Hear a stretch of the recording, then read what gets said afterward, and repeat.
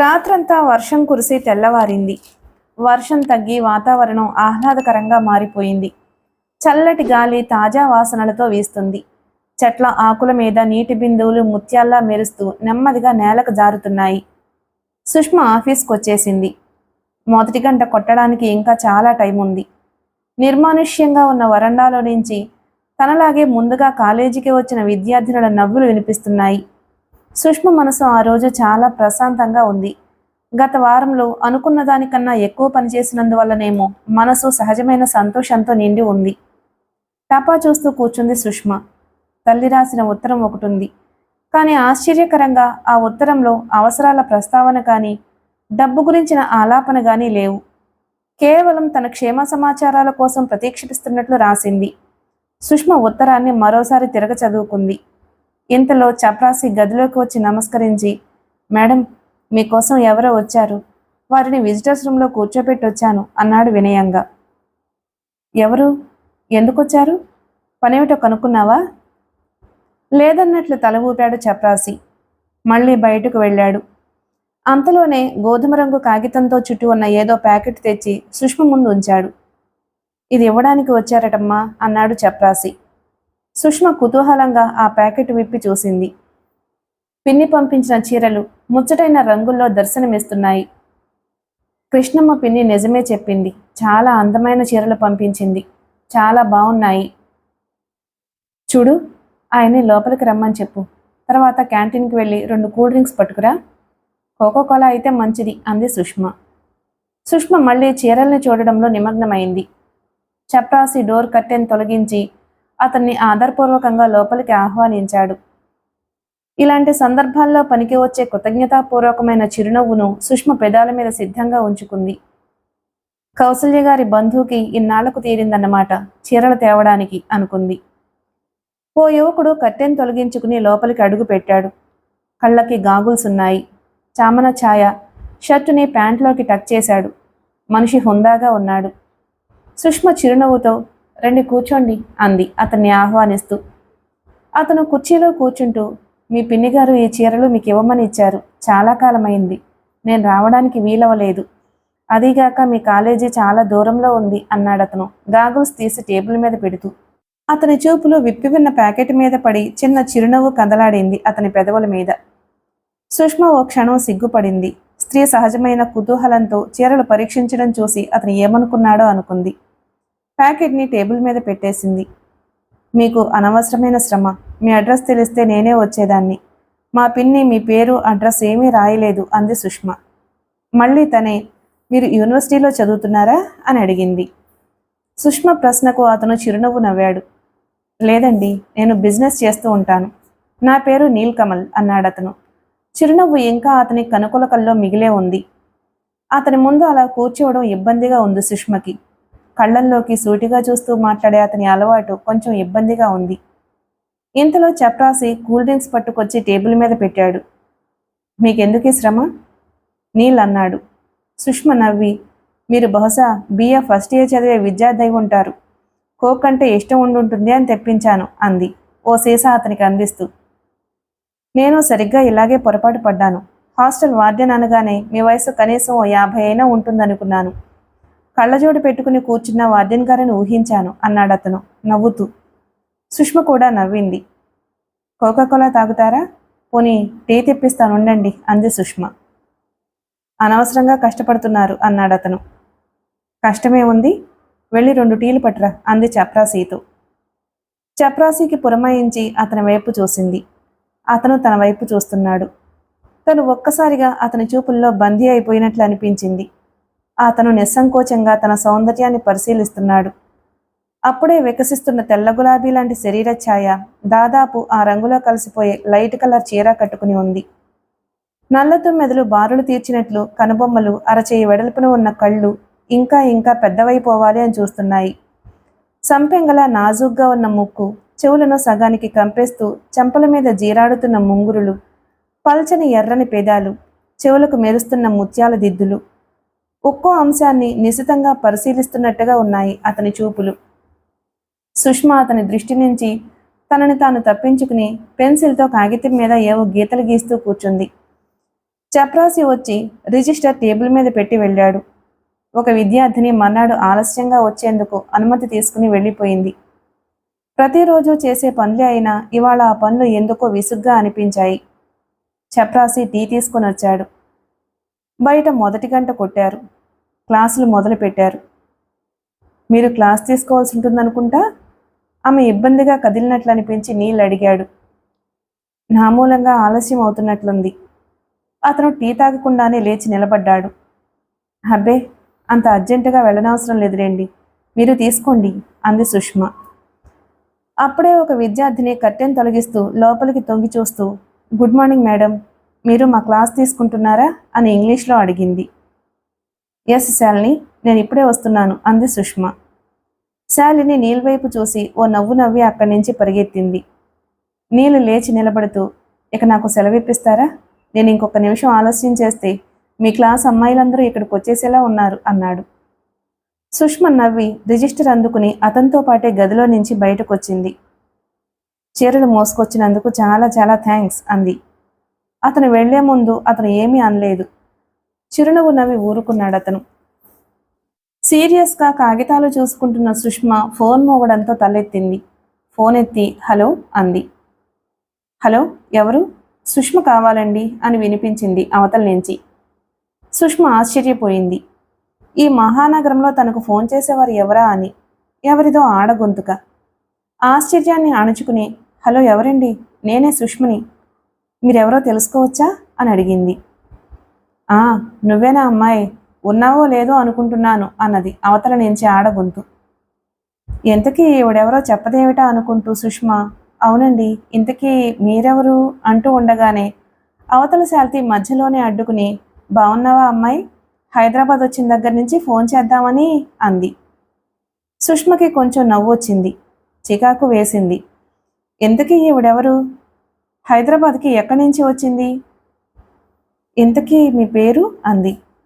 అయ్యో రామా, గుర్తుపట్టలేదు, నేను కౌసల్యని, మీ పిన్ని పంపించిన చీరలు అందాయా అందావిడ. సుష్మకి మబ్బుతెర విడిపోయినట్లయింది. మీరా, ఎవరో అనుకున్నాను, నమస్కారం అండి, బాగున్నారా అని అడిగింది. నేనొచ్చి వారమైంది. మీ పిన్ని నిన్నోసారి చూసిరమ్మని మరీ చెప్పింది. మీ పిన్ని చెప్పినందుకు కాదు కానీ నిజంగానే నేను చూడ్డానికి ఈసారి వస్తాను. ఎప్పుడు తీరిగ్గా ఉంటావు? ఎప్పుడు బిజీగా ఉంటావట కదా అందావిడ. ఇవాళ సాయంత్రం తీరికే, తప్పకుండా రండి అని ఎలా రావాలో వివరంగా చెప్పింది. తప్పకుండా వస్తానని చెప్పి ఫోన్ పెట్టేసింది ఆవిడ. ఆ రోజు కాలేజీ నుంచి రాగానే అతిథుల కోసం టిఫిన్ చేయమని పురమాయించింది రత్తికి. ఓసారి అన్ని గదులు సర్వే చేసి అటూ ఇటూ సర్దింది.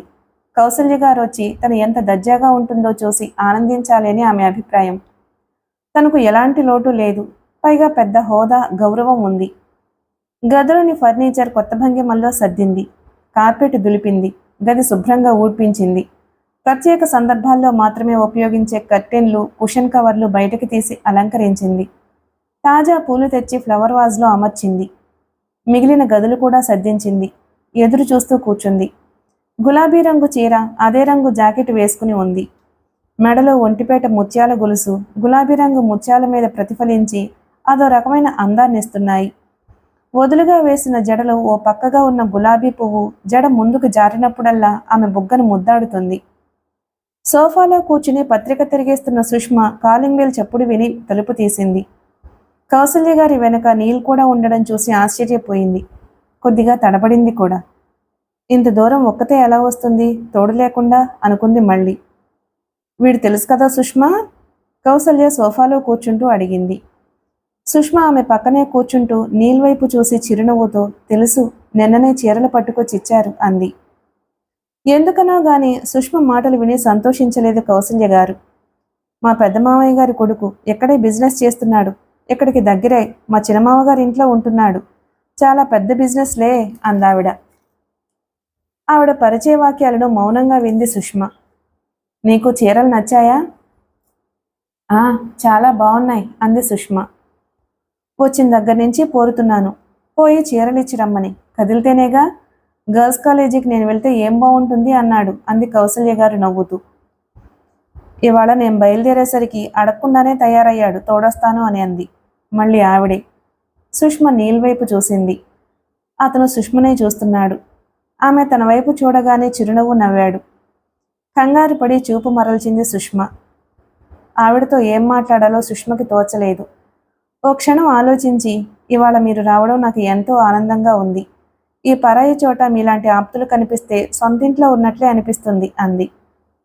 అందుకేగా ఒక్కదానివి ఎలా ఉన్నావో చూసిపోదామని వచ్చింది. ఈసారి గదిని పరిశీలించి చూసి, నీ గది చాలా అందంగా ఉంది. ఈ టేబుల్ క్లాత్ నువ్వే కుట్టావా అంది.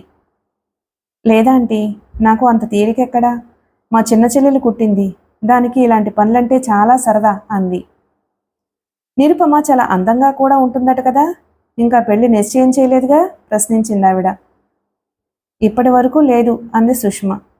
నీల్ మౌనంగా కూర్చుని ప్రశంసాపూర్వకమైన దృష్టితో ఆ గది అందచందాలను పరిశీలిస్తున్నాడు. లేత పసుపు రంగు గోడలు, వాటిలో కలిసిపోతూ పసుపు రంగు కర్టెన్లు, గ్లాస్ టేబుల్ మీద ఉన్న వాజ్లో సువాసనలు వెదజల్లుతున్న పూలు, వాటి పరిమళంతో గుండె నిండిపోతుంది. నీల్ గదిని చూస్తూనే మధ్య మధ్య సుష్మ వైపు చూస్తున్నాడు. అపరిచితులతో మాట్లాడుతున్నప్పుడు సైతం ఆమె స్వరం తీయగా పలుకుతుంది. ఇహ ఆప్తులతో మాట్లాడితే ఇంకెంత మధురంగా ఉంటుందో అనుకున్నాడు నీల్. అలాగే సుష్మని చూస్తూ కూర్చున్నాడు. కౌసల్య గారితో మాట్లాడుతూ అప్పుడప్పుడు సుష్మ అతని వైపు కూడా చూస్తుంది. నీల్ తనను పరిశీలించటం గమనిస్తూనే ఉంది. అతని చూపులు ఇబ్బందిగా అనిపించిన మనసులో ఓ మూల సంచలనం రేపుతున్నాయి. అతని చూపు సోకినప్పుడల్లా ఆమె బుగ్గలు అనుకోకుండానే ఎర్రబారుతున్నాయి. భుజం మీదుగా ముందుకు జారిన జడ కొనల్ని వేలితో మెలిపెడుతోంది. జడలో గులాబీ బుగ్గని తాకుతుంది. నీల్ ఆ గులాబీ వైపు ఈర్ష్యగా చూశాడు. సుష్మ మనసులో నీల్ సమక్షం అలజడిని రేపుతోంది. నీల్ ఏం ఆలోచిస్తున్నాడో తెలిస్తే బాగుంటుంది అనుకుంది సుష్మ. ఏదో జిజ్ఞాస ఆమెలో మేల్కొంది. నీల్ తన పట్ల ఆకర్షితుడై ఉన్నాడన్న విషయం అంతకు ముందే గమనించిందామె.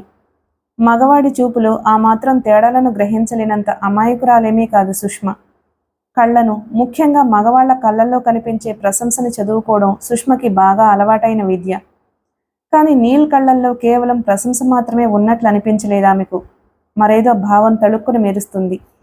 అదేమిటో ఖచ్చితంగా తెలుసుకోలేకపోతుంది. అలా ఆలోచిస్తూనే కౌసల్య గారితో పలహారము టీ పుచ్చుకుందరు గాని అని లేచి వంటగది వైపు నడిచింది. నా కోసం కోకోకోలా తెప్పించండి, వెనక నుంచి నీల్ గొంతు వినిపించింది. ఒక చేత్తో వంటింటి గుమ్మం కట్టెను పట్టుకుని వెనక్కి తిరిగి చూసింది సుష్మ. నీల్ కళ్ళల్లో కనిపించిన అల్లరి, నవ్వు మిళితమైన భావం గమనించి గుండె జల్లుమందామెకు. చిరునవ్వుతో పెదవులు విచ్చుకోగా లోపలికి వెళ్ళిపోయింది. రత్తి పలహారం ప్లేటు తెచ్చి టీపై మీద పెట్టి వెళ్ళిపోయింది. రత్తిని చూసి కౌసల్య గారు, ఈమె నీ పని మనిషా, బాగా పనిచేస్తుందా అని అడిగింది. కాస్త మందబుద్ధి, కానీ నిజాయితీ గల మనిషి, బాగా పనిచేస్తుంది అంది సుష్మ. రత్తి తెచ్చిన టీ కప్పు చేతిలోకి తీసుకుంటూ, అక్క, ఈవిడగారు నన్ను చూడకముందు కోకోకోలా తాగే కుర్రాడిని అనుకున్నదట. తీరా నన్ను చూసి కంగారు పడిపోయారు కౌసల్యతో అన్నాడు నీల్. మీరు మాత్రం నేను వయసు వాలిపోయి ముసల్దాన్నై ఉంటాను అని అనుకోలేదా నవ్వుతూ అంది సుష్మ. మీరు మీ స్టూడెంట్లను ఎలా భయపెట్టగలుగుతున్నారో నాకు అర్థం కావడం లేదు. మిమ్మల్ని చూస్తే కొంచెం కూడా భయం వేయటం లేదు. నీల్ కళ్ళల్లో గంభీరతకు బదులు అల్లరి, చిలిపితనం కనిపించింది. మిమ్మల్ని హాస్టల్లో ఉంచి ఎలా భయపెట్టవలసిన అవసరం కూడా నాకు లేదు సుష్మ వెంటనే అంది. కౌసల్య నవ్వుతూ, ఇవాళ నీల్కు సరిపడా జోడీ దొరికింది. ఇంట్లో అందరినీ భయపెట్టేస్తాడు. ఎవరూ నీల్ ఎదుట నోరెత్తి మాట్లాడరు. ఒక్కగానొక కొడుకని మురిపెంగా పెంచారు. వీడేమో వాళ్ళ నెత్తికెక్కి కూర్చున్నాడు. అందరూ నన్నే ప్రేమించేస్తుంటే మరి ఏం చేయమంటారు చెప్పండి? నీల్ సుష్మ వైపు చూస్తూ అన్నాడు.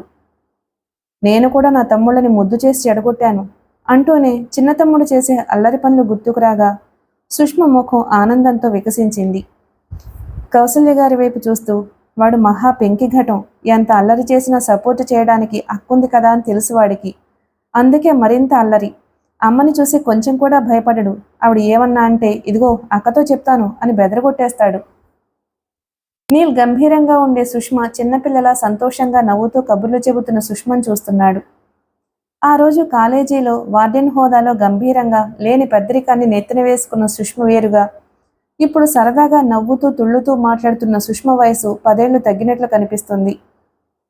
కృష్ణమ్మ అంటూ ఉండేది, సుష్మ తన జీవితాన్ని తమ్ముళ్లకు చెల్లెళ్లకు అంకితం చేసేసింది అని అన్నది కౌసల్య గారు. సుష్మ మనసు చేదు తిన్నట్లు ముడుచుకుపోయింది ఆ మాటలకు. అంతవరకు ఉన్న చలాకీతనం మాయమైపోయింది. అక్క మాటలు విని సుష్మ ఒక్కసారిగా షాక్ తిన్నట్లు మౌనంగా కూర్చుండిపోవడం నీల్ గమనించాడు. అతనికి అక్క మాటలు నచ్చలేదు. ఆవిడ అసందర్భపు సంభాషణకు చిరాకేసింది. సంభాషణ మరుల్చిదామని ఈ పెయింటింగ్ మీరే వేశారా అన్నాడు గోడకున్న పెయింటింగ్ చూపిస్తూ. లేదండి, నేను కాదు, ఓ ఫ్రెండ్ ప్రెజెంట్ చేసింది ముక్తసరిగా అంది సుష్మ. మీరు ఇంకో కప్పు టీ తీసుకుంటారా అంది సుష్మ కౌసల్య గారితో. వద్దు సుష్మా, ఇంటి నుంచి బయలుదేరే ముందే తీసుకుని వచ్చాం. మీరు నీల్ని అడిగింది. వద్దు థ్యాంక్స్ అన్నాడతను. సుష్మలో అంతకు ముందు ఉన్న సహజత్వం లోపించినట్లు అనిపించింది.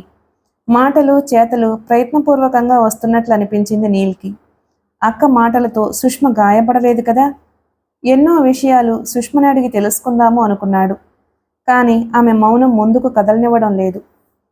ఇక వెళ్దాం అంటూ లేచి నిలబడింది కౌసల్య గారు. సుష్మ వీపు మీద చేయి వేసి ప్రేమగా నిమురుతూ, నిన్ను చూడడంతో ఈరోజు నాకు చాలా సంతోషంగా ఉంది సుష్మా.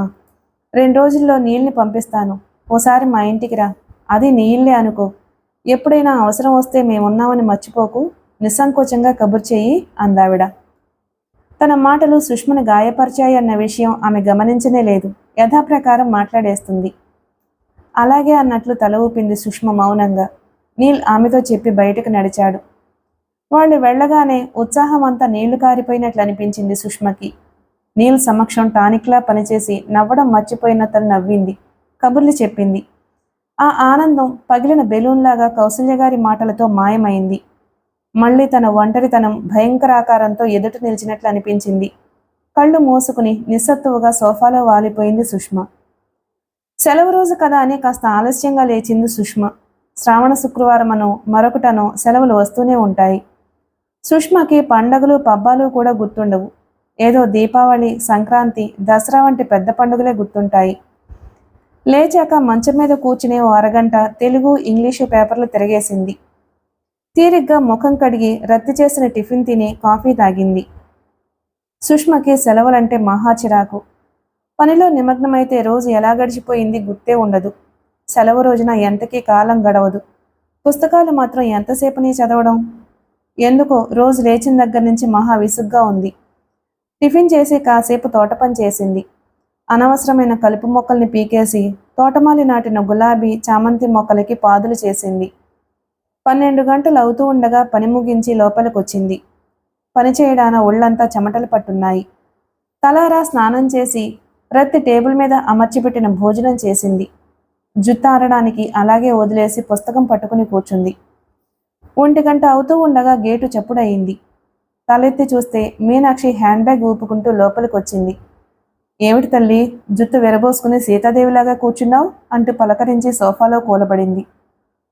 ఏమిటో ఎక్కడికో ప్రయాణమైనట్టున్నావు? మీనాక్షిని పరీక్షగా చూస్తూ అంది సుష్మ. చక్కగా తయారై వచ్చింది మీనాక్షి.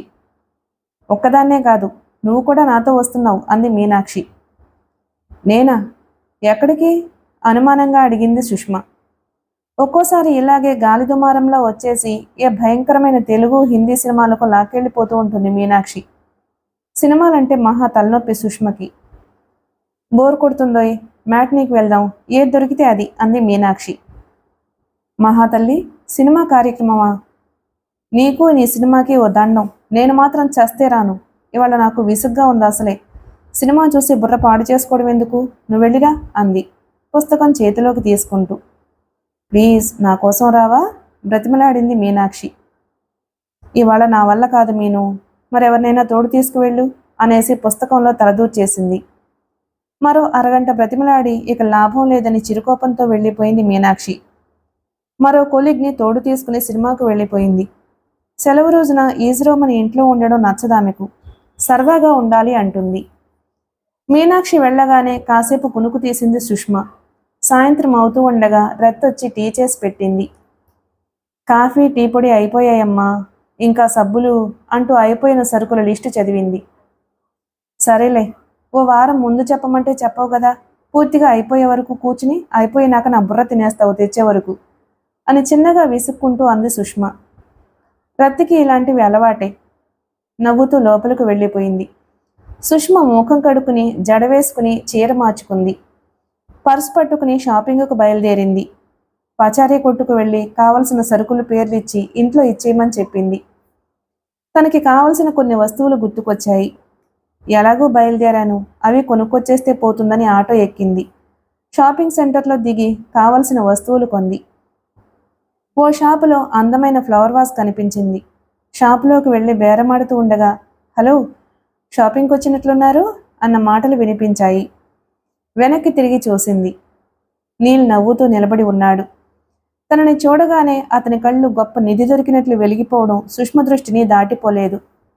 రండి, కొంచెం టీ తాగి వెళ్దాం అన్నాడు నీల్. ఆమె అనుమతి కోసం ఎదురు చూడకుండానే కొంచెం దూరంలో ఉన్న రెస్టారెంట్లోకి దారి తీశాడు. సుష్మ చేసేది లేక అతని వెనకే వెళ్ళింది.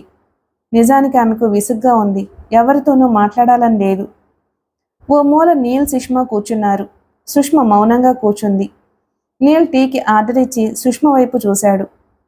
మీకు అదృష్టం మీద నమ్మకం ఉందా అని అడిగాడు. ఓ క్షణం ఆమెను పరిశీలించి చూసి, ఎందుకు?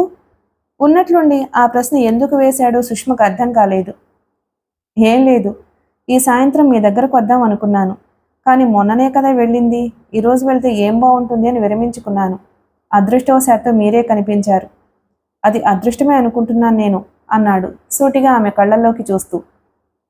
వెంటనే ఏమనాలో తోచలేదు సుష్మకి. మనసులో ఏమోలో హద్దు మీరు మాట్లాడుతున్నాడు. నిన్నగాక మొన్న పరిచయమై అప్పుడే అంత చనువుగా మాట్లాడమేమిటి? కాస్త బుద్ధి చెప్పడమో మందలించటమో చెయ్యి, లేకపోతే లాభం లేదు అంటూ హెచ్చరిక వినిపిస్తుంది. సుష్మ మౌనం చూసి ఆమె మనసులో మాటను పసిగట్టినట్టుగా, నా మాటలు కోపం తెప్పించలేదు కదా మీకు? నాకు ఏమీ మనసులో దాచుకునే అలవాటు లేదు.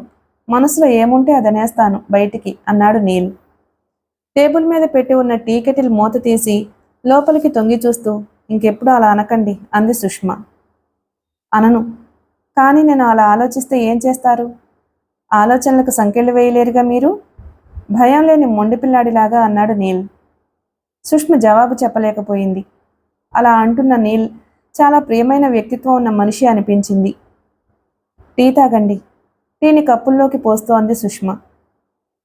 మీలాంటి వారిలో, అంటే టీచర్స్లో ఉండే అవలక్షణం ఇదే. కనిపించిన ప్రతి వారిని ఆజ్ఞాపించేద్దామని చూస్తారు. ఉదాహరణకు మిమ్మల్నే తీసుకుందాం.